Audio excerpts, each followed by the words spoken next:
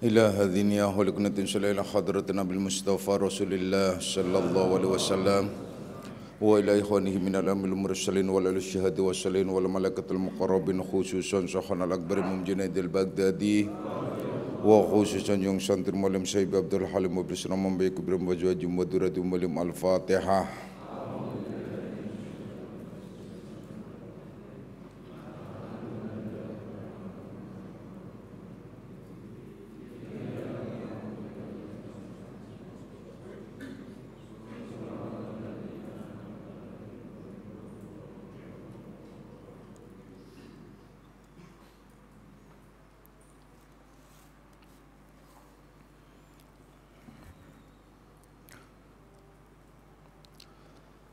Assalamualaikum warahmatullahi wabarakatuh.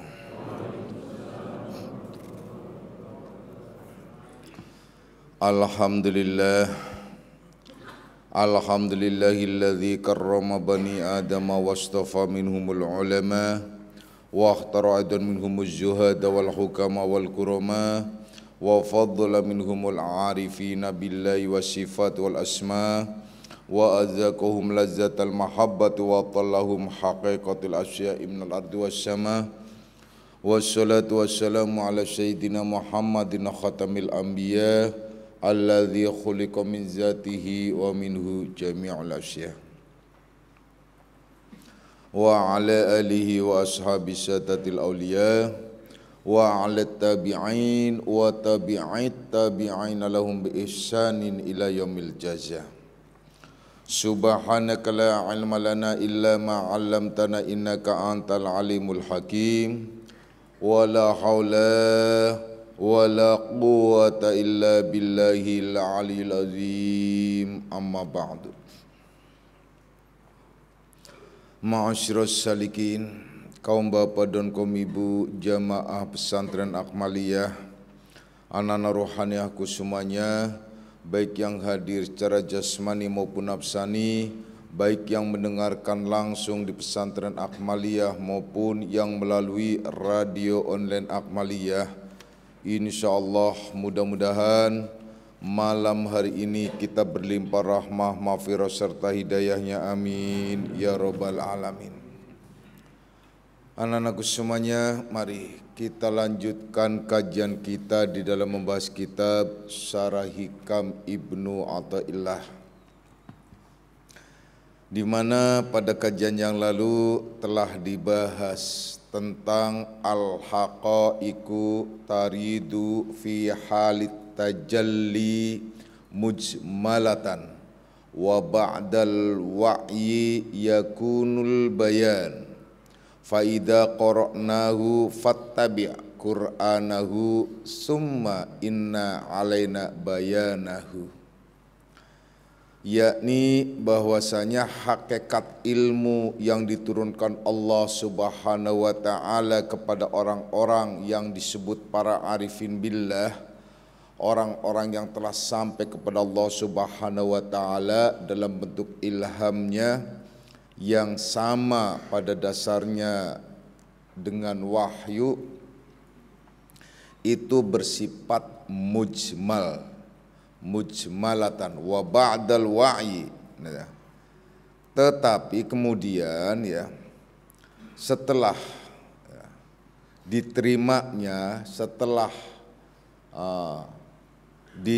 artinya diterima, ditangkap diterimanya, kemudian Allah menjelaskannya, menerangkannya seraya.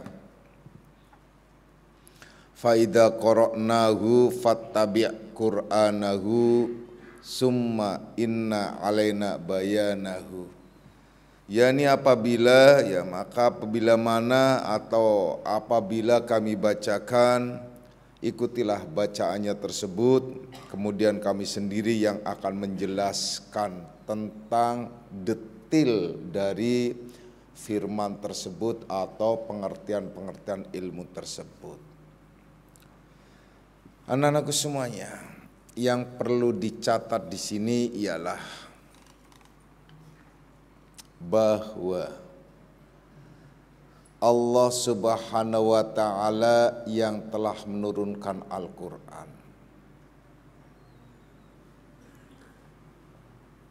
Inna nahnu nazzalna dzikra wa inna lahu lahafidun.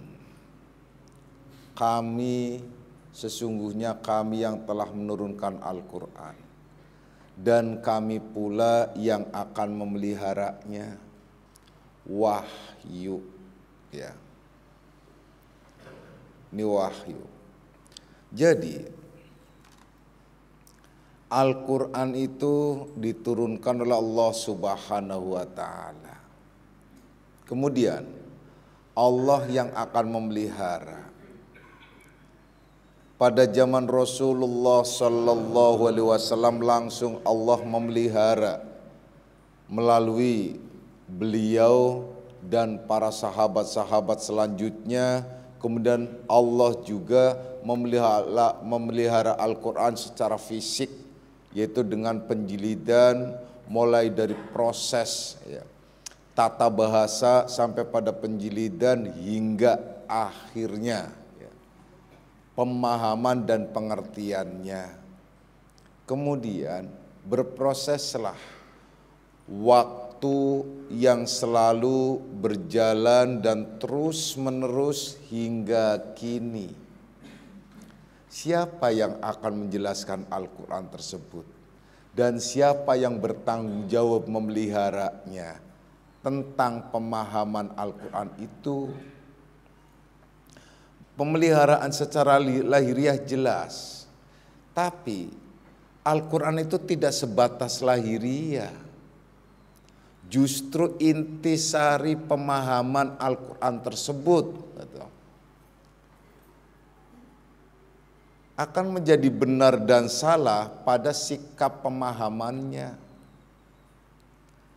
Banyak orang yang keliru dan tersesat karena pemahamannya, bukan fisiknya, bukan tutupnya, bukan wadahnya, tetapi semua hal apapun yang akan menjadi intinya ialah isi dari semua itu. Sebut saja kalau kita bikin tamsil apa saja, kendati pun itu sebatas sebatas air. Kalau isinya memang air itu adalah yang murni jernih, tentu saja dicari dan akan diambil. Tempat nggak menjadi masalah, karena tempat hanya sebatas etika pola kehidupan lahiriah. Intisari, isi itu yang paling penting. Kalau kalian beli apa saja kan yang penting isinya. Emang mau makan mereknya, isinya yang penting, Nah, isinya itulah yang akhirnya Allah memelihara melalui kekasih-kekasihnya. Siapa para kekasih tersebut? Dialah yang telah disucikan dan dibersihkan hatinya. Makanya akhirnya Allah menjelaskan bahwasanya la yamassuhu illal mutahharun. Tidak ada yang bisa menyentuh Al-Quran kecuali yang telah disucikan. Siapa yang disucikan? Ialah kekasih-kekasih Allah. Apanya yang disucikan? Hatinya. Apabila hati itu sudah suci, sudah bersih, maka mudah menyentuhnya, memahaminya. Kita bikin logika lain lagi. Tanda hati yang jernih, ini tidak suci. Tanda hati yang jernih itu hati yang jembar, hati yang luas, hati yang sedang kosong, hati yang sedang apa? Kalau dirasakan orang yang hatinya jembar itu artinya luas, itu akan muncul ekspresi-ekspresi, kelihatannya ekspresi atau auranya itu adalah menyenangkan. Kalau kalian sudah merasa senang, nah apapun ilmu yang sampai kepada kalian akan mudah ditangkap dan diterima. Begitu juga kalau melakukan apa saja, membuat apapun akan menjadi konsentrasi, fokus ya. Kalau sudah fokus, sudah ia akan sampai pada titik yang dituju dalam pemahaman tersebut.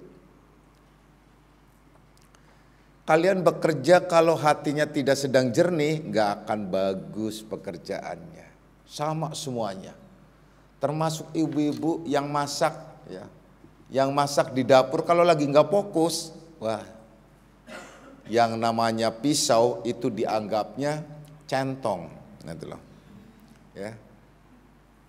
Iya, bisa jadi nanti kebelah-belah, gitu loh kan. Karena nggak fokus. Yang namanya nggak fokus kalau lagi jelalatan kemana-mana, udah kemana-mana. Wong kacamata yang dipakai juga dicari-cari, kadang tuh. Bagi bapak-bapak ya, ibu-ibu mah nggak beda. Kacamata, istri saya kacamata dipakai dia, kacamata saya mana Pak? Saya senyum aja liatin. Mau cari apa kacamata? Ya udah ngaca deh, ngaca. Oh iya benar. Kacamata tuh dipakai gitu loh. Karena apa? Seringnya pakai kacamata. Nah itu contohnya. Itu contoh yang paling sederhana. Coba renungkan baik-baik. Jadi kalau kita ya, memahami sesuatu apapun ya, tanpa ada konsentrasi yang benar, itu susah. Nah, begitu juga di sini dijelaskan. Kita mendapatkan ilmu sebaiknya ilmu dari yang hidup. Yang seringnya. Ilmu dari yang hidup itu ialah ilmu di mana orang-orang yang mendapatkannya juga hidup. Kemudian mengalirlah yang hidup itu pada diri kita. Dan kita yang menangkapnya harusnya hidup.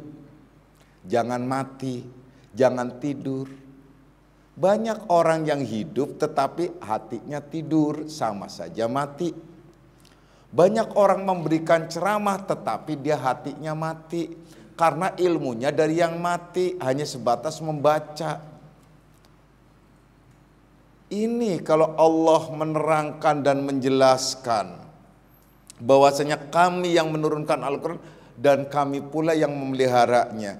Maka para kekasih-kekasih Allah, ia disebut para arifin billah, dia juga disebut para aulia, para waliullah, dia juga yang disebut penerus Nabi. Yang disebut ulama warasatul anbiya, ulama pewaris Nabi. Tidak ada duanya.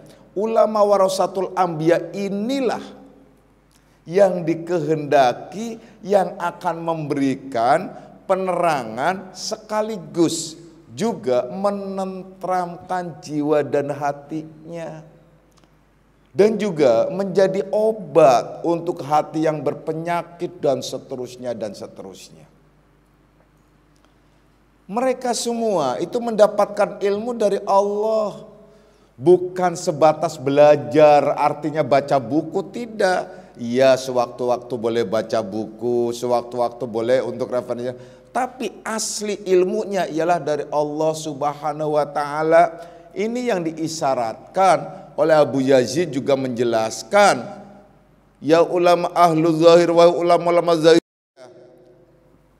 Kamu itu mengambil ilmu dari yang mati dan diberikan juga kepada yang mati. Wa akhadna minal hayyil ladzi la yamut, sedangkan aku mengambil ilmu dari yang hidup yang tidak pernah mati.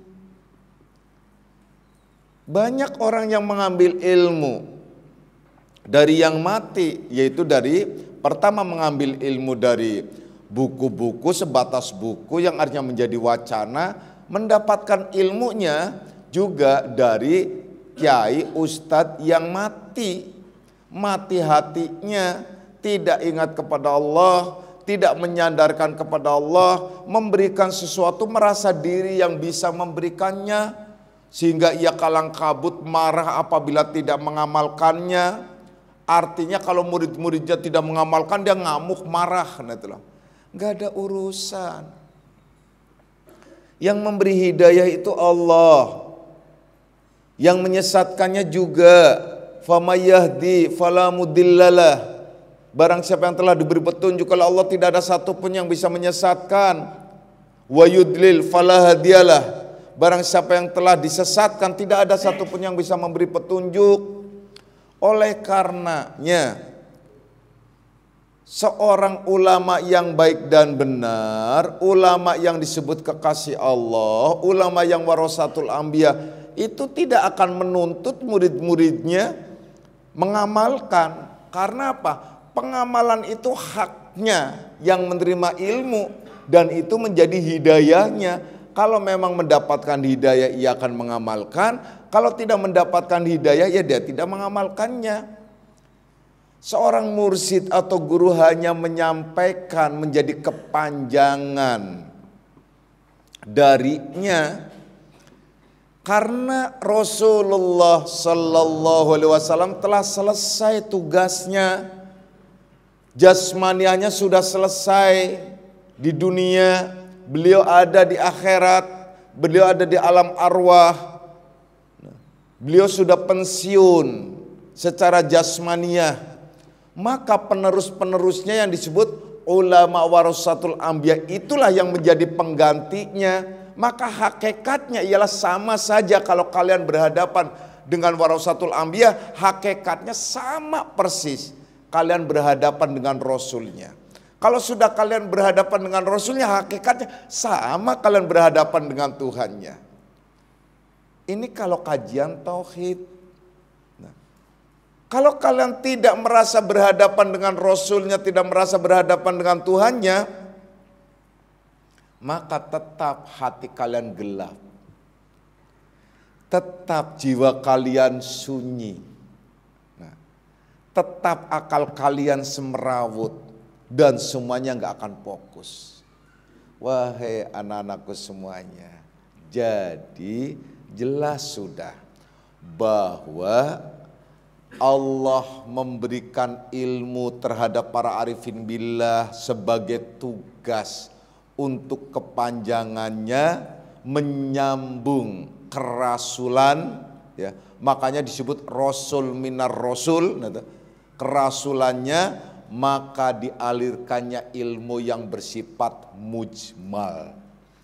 Ilmu yang bersifat mujmal, artinya mujmal itu adalah masih dalam bentuk mujmal, itu masih belum detail. Setelah itu baru akan diuraikan, dijelaskan. Maka penjelasan itu gunanya ialah untuk menafsirkan, memberikan pemahaman tentang Al-Quranul Karim.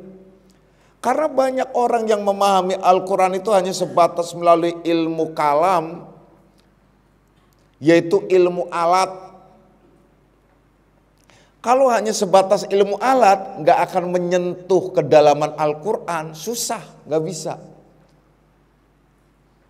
Coba, nggak bisa. Contoh, pengertian yang apalagi yang ayatnya mutasabihat. Kalimat dalam Al-Quran ada pengertian aula mastumun nisa, atau bersentuh-sentuhan dengan wanita. Itu ayat yang terkait dengan masalah wudhu. Itu kalau difahami secara fikih, terlebih lagi menganut ya itba, nah anutannya kepada mazhab Imam Syafi'i, itu langsung secara letterlek dimaknakan bahwa itu bersentuhan, artinya bersentuhan kulit. Tapi kedalaman Al-Quran hakikatnya di situ aula mastumun nisa, kata lain murodid atau sinonim dari pemahaman berjima. Berjima-jima itu ialah bersentuhan dalam arti bersetubuh. Karena Allah latiful khabir, Allah yang maha halus, lembut, maka ia tidak akan mungkin kasar mengungkapkan kata-katanya, mengungkapkan wahyunya, menjelaskannya dengan bahasa yang lembut, yang bahasa yang terbungkus oleh sebuah etika yang sangat luar biasa, yang istimewa. Kalimatnya akhirnya disebut dengan istilah lamastumun nisa, atau bersentuhan dengan wanita. Yang dimaksud ialah bersenggama. Maka kalau sudah berbicara bersenggama di sini, ayatnya baru pas rangkaian selanjutnya. Lihat, kalian baca kalau nggak salah surat Al-Maidah tentang wudhu itu. Di situ dirangkai. Rangkaiannya itu adalah dengan berbagai macam penjabaran-penjabaran bahwasanya kalian apabila berwudu, setelah kalian punya hadas, kemudian kalian habis dari jamban, atau kalian buang angin, atau buang air besar, atau kalian buang air kecil, atau bersentuhan. Nah, maka di situ menjelaskan bertayamumlah kalau tidak mendapatkan air. Harus disuruh bertayamum nih kalau tidak mendapatkan air. Maka dengan kata lain di situ tidak ada penjelasan atau tidak ada keterangan tentang jima.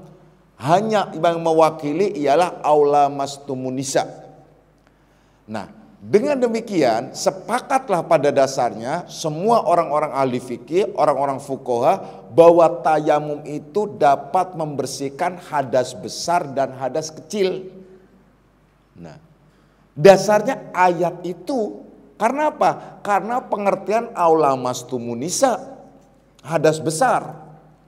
Kalau ini dianggap bersentuhan kulit, maka akan membatalkan tayamum itu tidak menyucikan hadas besar. Sementara tayamum kalau kalian contohnya, ini contoh, kalian malam habis main kuda lumping. Main kuda lumping, listrik mati, nggak punya kolam, nggak punya tower, udah nggak ada air. Mau ke tetangga numpang mandi nggak mungkin, karena apa? Tetangganya juga masih tidur mungkin. Atau ke sebelah nggak mungkin, sungai jauh, takut juga. Apa udah bingung kan kalian, bingung? Pada saat itu kalian mau sholat subuh, tayamum. Tayamum, cuman tayamum itu berlaku hanya untuk satu waktu. Tayamum, setelah tayamum sampai zuhur ternyata nggak dapat air lagi. Itu walaupun kalian nggak batal, tetap harus tayamum lagi. Nah,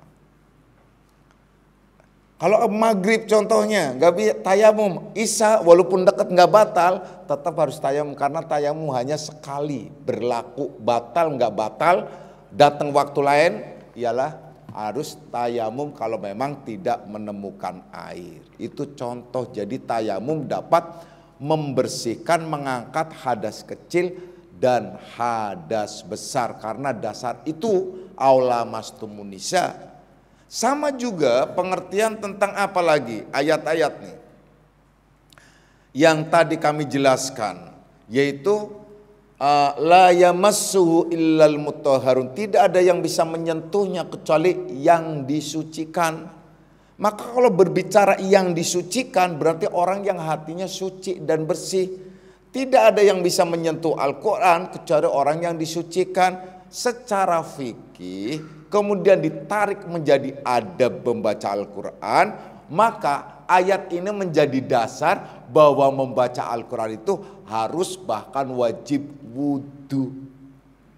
Tapi yang sesungguhnya bukan itu yang dimaksud. Yang dimaksud bahwa tidak akan ada yang bisa menyentuh pemahaman Al-Quran dan kedalaman Al-Quran kecuali orang-orang yang disucikan.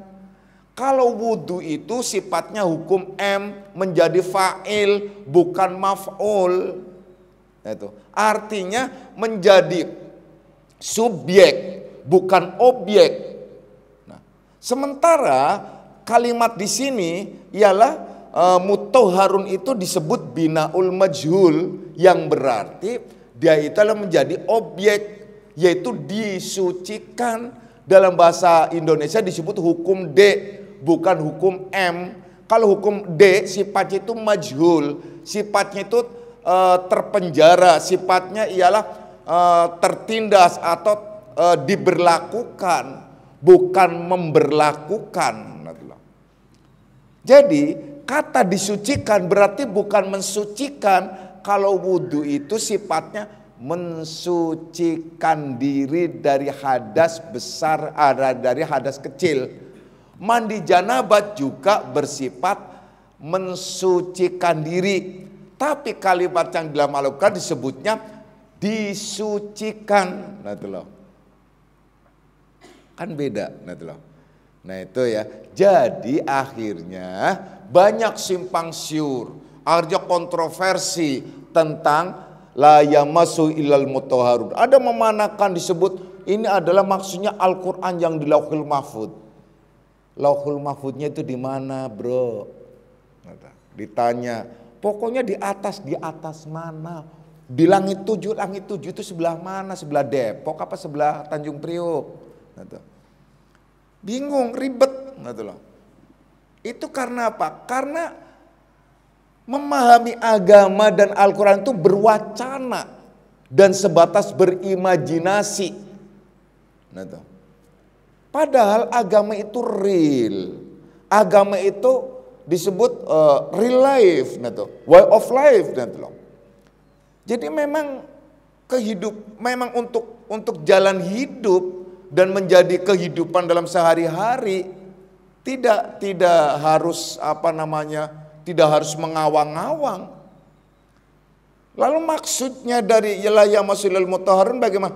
Artinya sederhana. Yang jelas jangan kalian sembrono memaknakan Al-Quran semena-mena kalau kalian belum mendapatkan kesucian dari Allah, itu saja. Jadi jangan kemelinti seperti orang-orang yang baru baca Quran langsung hantam sana hantam sini, dikit-dikit bid'ah, dikit-dikit kafir, dikit-dikit nuding orang mulu. Dikit kafir lu, bid'ah lu, syirik lu. Aduh, saya pikir. Terus yang gak syirik tuh yang gimana? Yang gak sirik, ya gak sirik. Yang gak bid'ah tuh bagaimana? Nah, kalau mau berbicara bid'ah semua. Karena bid'ah itu artinya sesuatu yang baru, yang tidak ada pada zaman dulu. Jadi sesuatu yang baru yang tidak ada pada zaman dulu, pada zaman Rasulullah Sallallahu Alaihi Wasallam. Nah dalam hal ini terutama dalam ibadah. Sedangkan beribadah itu terkait erat dengan budaya dan terkait erat dengan situasi, kondisi, keadaan. Itu persoalannya. Apakah bid'ah enggak tuh bikin masjid tingkat? Bid'ah. Karena Rasulullah enggak pernah ningkat masjid. Loh ya ibadahnya di atas, imam di bawah kemudian di atas gitu. Enggak ada. Kenapa? Karena waktu itu umatnya masih sedikit, tanah banyak. Nah, kan enggak perlu ningkat kan karena sempit. Karena pas-pasan maka tingkatin terus gitu loh. Nah sekarang masjid tingkatnya sampai 5, berjejer sembamanya. Sebut saja Istiqlal, semua. Nah kalau mau bid'ahan, itu sholat begitu benar sah enggak? Karena sholat itu harus rata. Bahkan Rasulullah Sallallahu Alaihi Wasallam menyatakan, barisan sopnya yang benar agar saya bisa melihat ke belakang kalian. Tuh. Makmum yang paling baik dan benar, makmum yang paling dipuji dan disanjung ialah makmum yang dapat melihat pipi sebelah kanan imam dan pipi sebelah kiri imam bagi perempuan atau bagi laki-laki gitu ya. Nah itu maksudnya, makanya Rasulullah pada saat salam itu adalah dia benar-benar lurus nengok. Terus apa lagi? Udah lain lagi. Ngusap muka habis salam, bid'ah lagi deh. Udah macam-macam banyak lah. Kalau sudah mulai orang main tuding bid'ah sudahlah. Kita jangan ke sana. Ngapain ribet-ribet? Yang penting jalanin hidup dan jalanin agama yang baik dan selesai. Siapa sih? Makanya satu-satunya jalan punya panutan, punya anutan, di mana kalian bisa makmum. Terhadap siapa?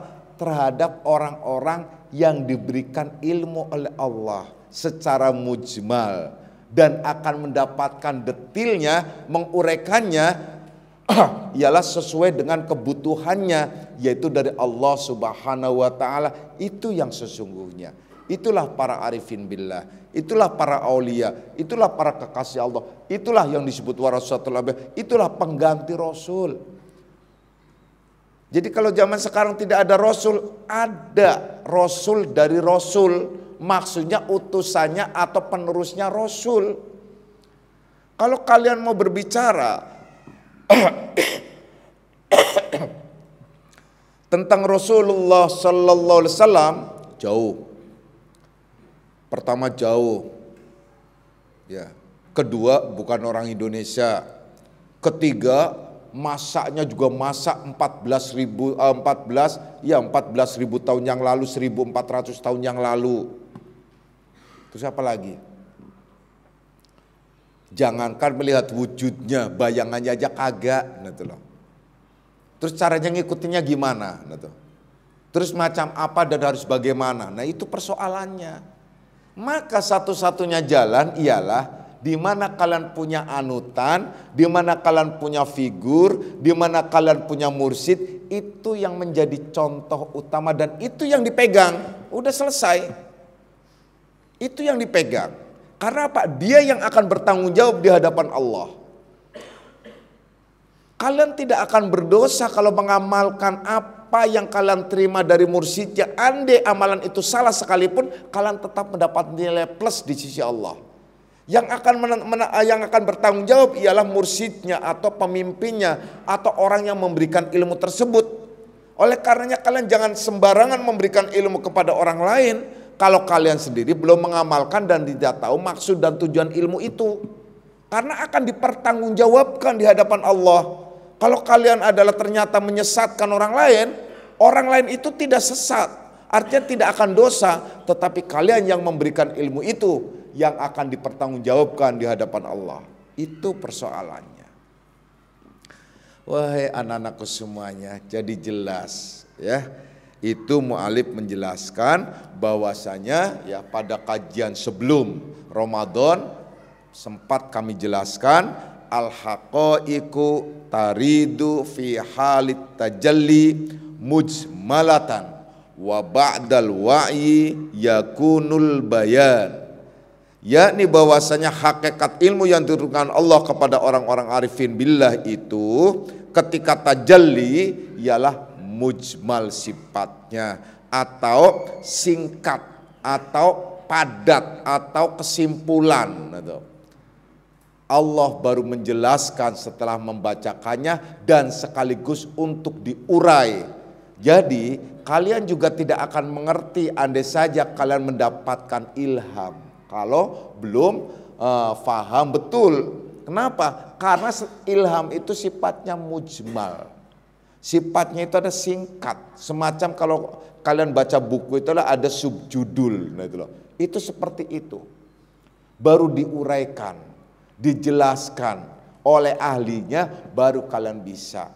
Contoh lain, kalau kalian mendapatkan ilhamnya itu adalah dalam bentuk mimpi. Mimpi bisa jadi itu ada semacam ilham. Karena kalian adalah pada saat itu sedang jernih, menjadi kekasih Allah pada saat itu. Karena tidur kan gak dosa, jernih. Mimpi kalian. Mimpi kalian gak bisa mentakwilkan, susah, bingung. Karena mimpinya apa? Mimpinya dikejar-kejar macan, setelah dikejar-kejar macan ketemu tikus, setelah tikus ketemu tikus, tikusnya loncat jadi monyet, setelah loncat jadi monyet ternyata monyet itu malah dia naik kuda, setelah monyet itu naik kuda ternyata kudanya jadi orang. Tuh bingung kan, gimana mentakwilkannya? Pernah nggak mimpi gitu? Nggak pernah, ya bingung. Nah itu contoh yang paling sederhana. Padahal itu maksudnya tuh besar sekali, bagus sekali. Kenapa?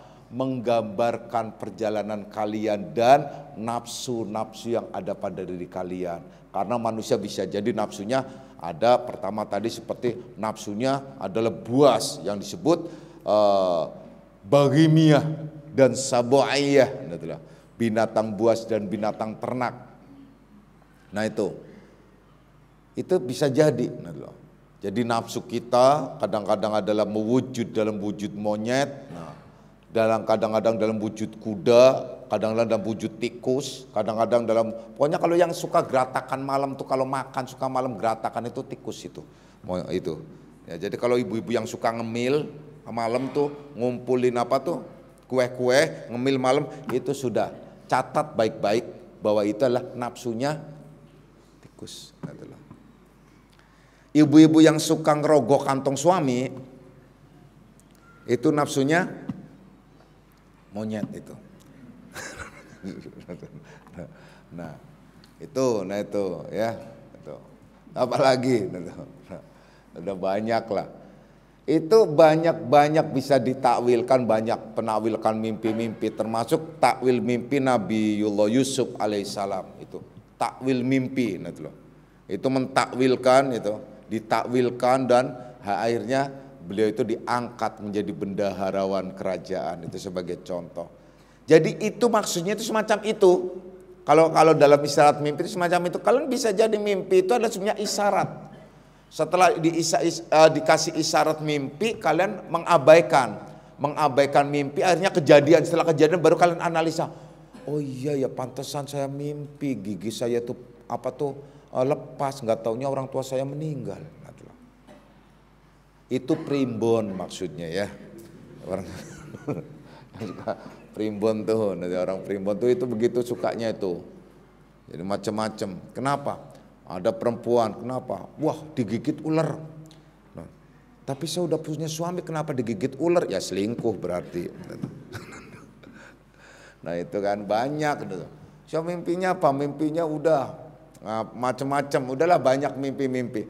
Mimpi itu memang tanda-tanda dari Allah. Dan bagi orang-orang awam, Allah memberitahukan kepada orang awam itu melalui mimpi biasanya. Itu diisyaratkan. Satu melalui mimpi, kedua melalui khotir. Khotir itu sebuah lintasan dalam hati, yaitu rasa. Terkadang kalian kan punya rasa tertentu yang tiba-tiba akhirnya karena kalian tidak bisa menganalisa dan menguraikan, akhirnya setelah kejadian baru pantesan hati saya dari pagi itu deg-degan terus, piar-piaran nggak tahu apa-apa, nggak taunya ada kejadian ini. Itu sebagai contoh. Dan banyak lagi hal-hal lain. Itu contoh yang paling sederhana. Kalau kalian ingin tahu. Nah, berbeda dengan ilham, karena ilham itu sama dengan wahyu. Nih, mimpinya Rasul itu disebut wahyu. Mimpinya para kekasih Allah disebut ilham. Nah, itu mimpi itu.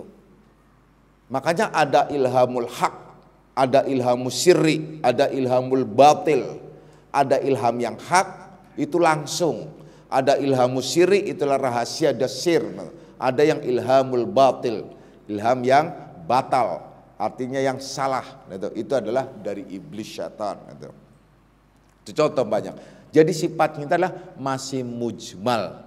Itu semua tanda-tanda ada pada diri kalian. Ya, anak-anakku semuanya. Kemudian kita lanjutkan pada kajian berikutnya ialah al-waridu ya'ti min hadrati qahharin li ajli dzalika la yusadimuhu syai'un illa damagh bal naqdifu bil haqqi alal batili fayadmaghu faida huwa zahid.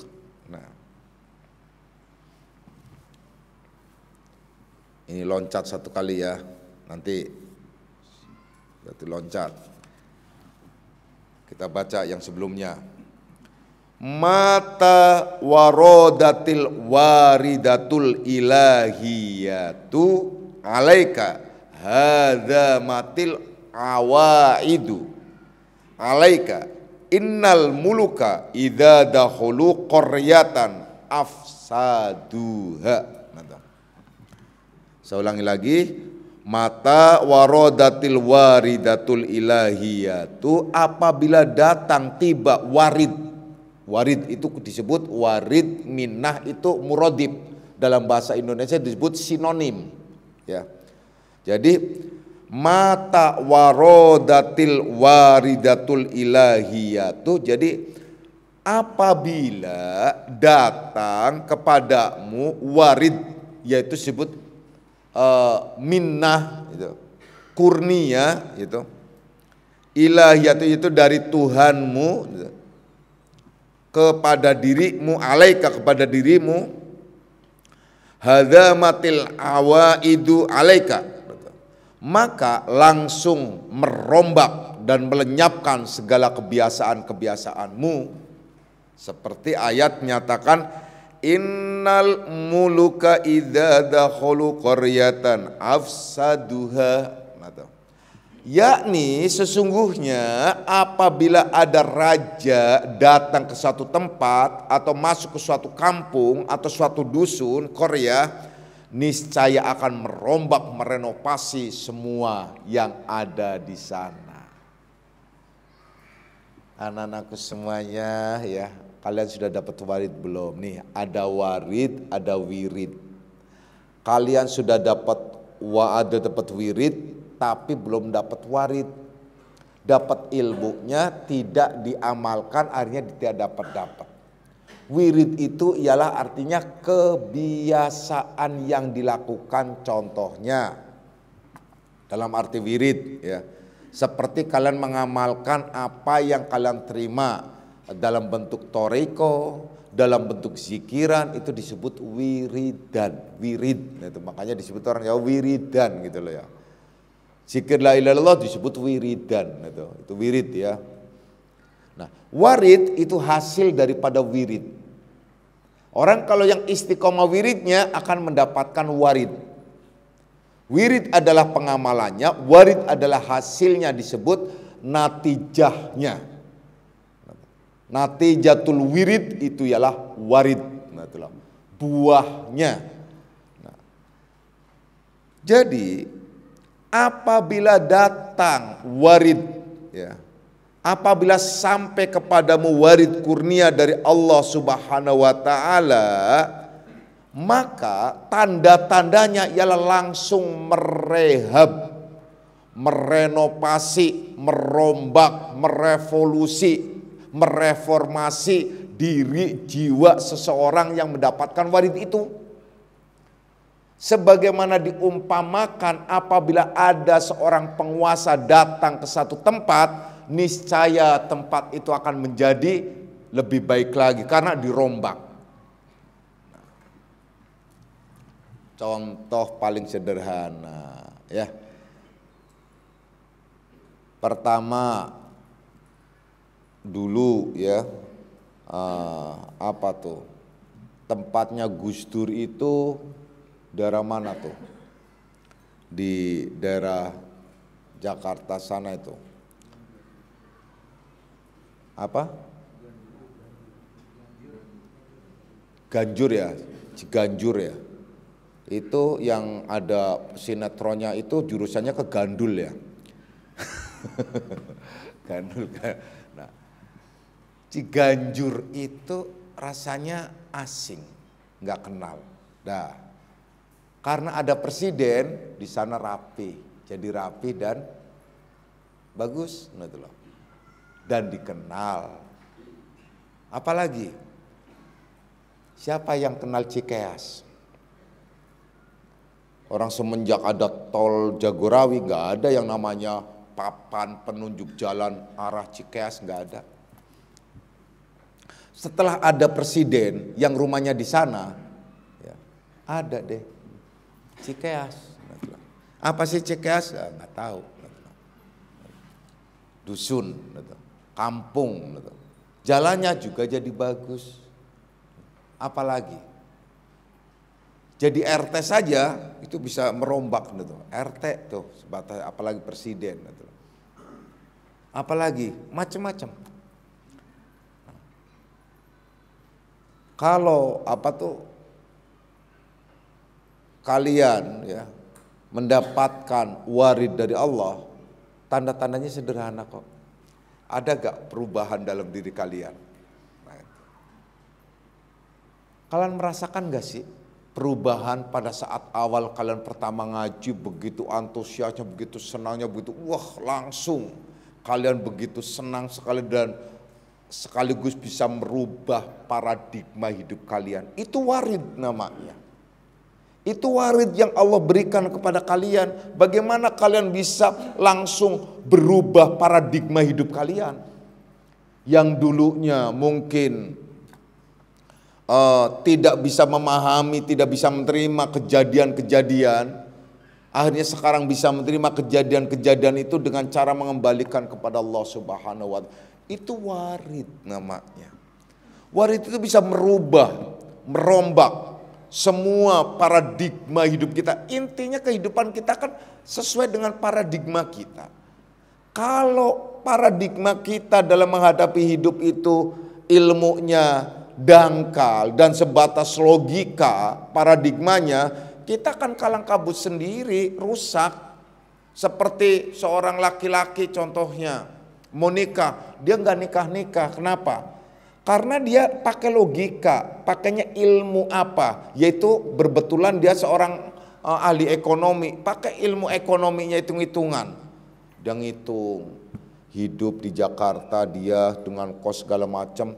Ini pas-pasan guys. Kalau dapat punya istri berarti harus tambah ini dulu. Wah, hitung-hitungan, nggak selesai-selesai, nggak nikah-nikah. Ini sampai bujang tua, nggak nikah lagi, sampai mati mau diar, nggak nikah juga. Kenapa?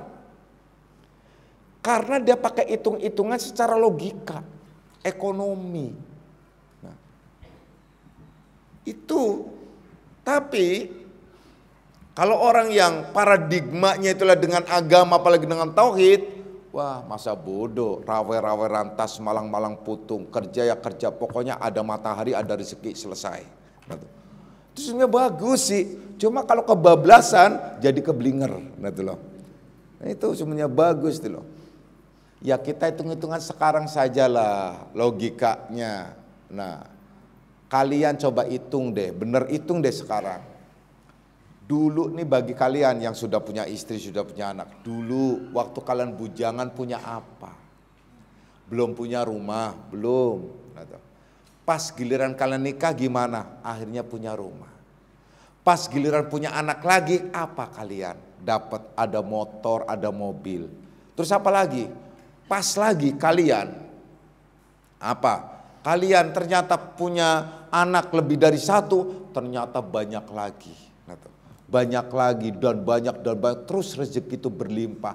Karena setiap anak, setiap itu adalah orang yang datang di lingkungan kalian itu membawa rezekinya masing-masing. Sama, bukan sebatas anak, termasuk tamu. Kalau kalian kedatangan tamu tuh, itu dia membawa rezekinya sendiri loh. Jangan kemudian kalian, wah mertamu mau makan nih urusannya nih. Ya ampun, udah ada rezekinya. Nggak usah pelit, itu rezekinya tamu kalian. Ya ampun, itu ada di situ. Rezekinya ada di situ. Kalau nggak ada nggak mungkin datang. Kalau nggak nanti didatangkan lagi oleh Allah. Rezekinya itu coba deh. Nah, itu rezeki. Oleh karenanya tamu itu raja. Disebut kalian melayani tamu itu seperti harus raja, menghormati. Karena itu adalah sama saja setiap tamu itu dia dikawal oleh malaikat rahmah.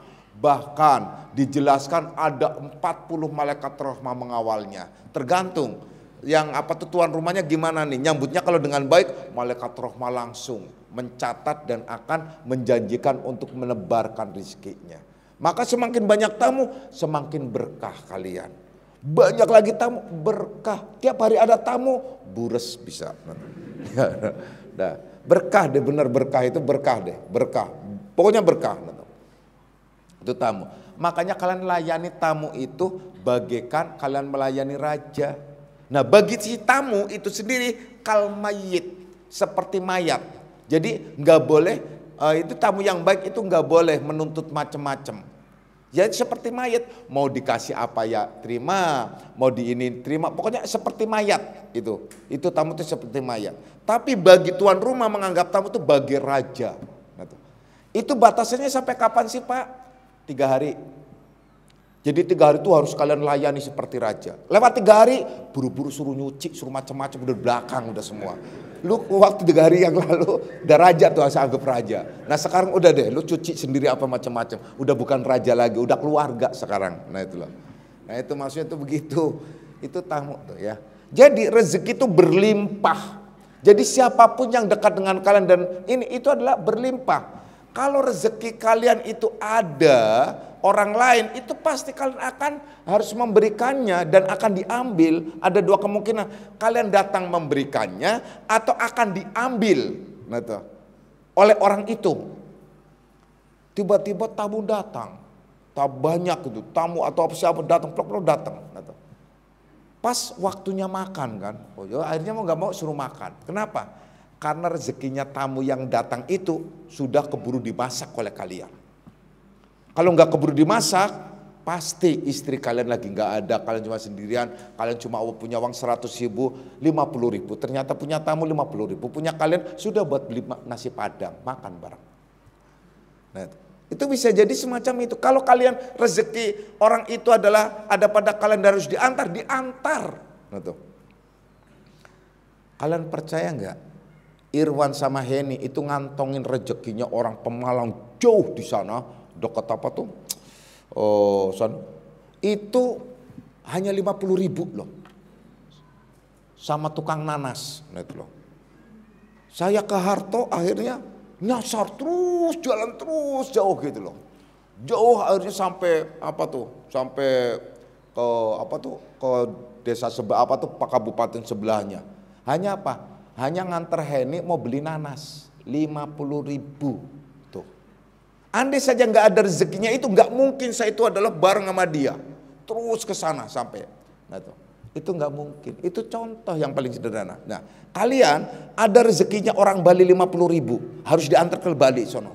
Silakan deh, nah tuh antar sono. Kalian pilih orang Bali yang datang ke kalian ke sini numpang makan atau kalian antar yang 50.000 tuh ke Bali sono. Enak ke Bali sih Pak, iya orang yang apa jarum super. Jarang di rumah suka bepergian itu, senang tuh ngantar di sana ya. Itu contoh, ini contoh yang paling sederhana ya. Jadi termasuk banyak ya. Rezeki saya juga banyak sama kalian, cuma dikentitin mulu heran tuh. Kayak bercanda. Nah itu banyak jadi rezeki-rezeki itu ya. Banyak sekali. Jadi rezeki itu berlimpah. Oleh karena itu kalian gak usah pelit. Kalian gak usah, Allah itu melimpahkan rezeki. Dan andai saja rezeki itu harus kalian keluarkan. Itu karena bukan milik kalian, itu milik dia. Gitu loh. Kalian jangan merasa kalian bisa memelihara anak. Anak itu rezekinya anak. Gitu loh. Lah saya gitu. Kalau mau hitung-hitungan, kalian juga dulu dikasih orang tua. Kemudian kalian belum sempat membalas orang tua keburu meninggal atau orang sudah tua, atau kita tidak bisa mampu membalas sebesar apapun terhadap jasa orang tua. Maka kita punya estafet, yaitu nebusnya ya memelihara anak, mendidik anak dan melanjutkan. Dan rezekinya itu rezeki anak. Betul loh. Jadi kalian punya anak 1, rezekinya ya berarti cuma anak 1, punya anak 2 rezekinya berarti 2 anak, 3 rezekinya 3 anak, 4 rezekinya 4 anak, 5 rezekinya 5 anak. Kalian pampet anak itu gak boleh keluar, gak keluar tuh rezeki-rezeki. Tuh, kenapa dipampet? Nah, itu persoalannya ya. Itu ya, itu contoh-contoh. Jadi kembali lagi bahwasanya di sini dijelaskan ya. Apabila Allah memberikan warid itulah luasa. Kalian itu akan mendapatkan pemahaman. Nah, karena apa? Karena akan merombak paradigma hidup kita. Merombak sikap-sikap batin kita. Merombak, ada merevolusi. Nah, kalian mendapatkan ilmu tauhid, mendapatkan ilmu hakikat, mendapatkan bimbingan. Itu sekaligus kalian terasa enggak sih bahwa kalian itu telah terevolusi hati kalian, jiwa kalian, sehingga kalian mampu dan mempunyai pandangan sikap yang baik. Itu warid. Itu yang juga sering disebut mazdub bisyai, diangkat karena seorang mursyid. Itu semua. Jadi jangan kalian membayangkan warid itu kemana-mana dan macam apa. Kalian yang rasakan langsung. Kalian rasakan langsung bagaimana sih kita merasakan, betapa kita merasakan perbedaan dulu sikap pandang kita dan cara kita menganalisa kehidupan dan selanjutnya. Itu semua warid dari Allah. Oleh karena itu syukuri warid itu. Perhatikan ayat la in syakartum la azidannakum. Apabila kalian mensyukuri apa yang telah kalian terima, Allah akan tambah. Kalau kalian mensyukuri warid yang telah sampai kepada kalian, Allah akan menambah warid lain. Kalau sudah mendapatkan warid secara lahiriah, tidak menutup kemungkinan warid secara batiniah. Warid secara batiniah atau wilayah-wilayah kedalaman. Itu yang disebut tadi dijelaskan ilham. Nah itu lain lagi ya, banyak lagi. Yang jelas satu hal, perhatikan baik-baik bahwa Allah melimpahkan keberkahan kepada siapa saja yang ia mau ya, mengamalkan dan membagikan warid itu sendiri. Allah akan melimpahkan keberkahan kepada orang yang mau memberikan sebahagian rezekinya. Allah akan melimpahkan rahmat kasih sayang bagi orang yang punya welas asih, punya cinta kasih sesamanya dan seterusnya. Itu yang sesungguhnya. Insya Allah mudah-mudahan kita semua golongan orang-orang yang selalu mendapatkan warid dari Allah Subhanahu wa taala. Amin ya rabbal alamin. A'udzu billahi minasyaitonir rajim. Bismillahirrahmanirrahim. Raditu billahi rabban dinan wa bi Muhammadin nabiyya.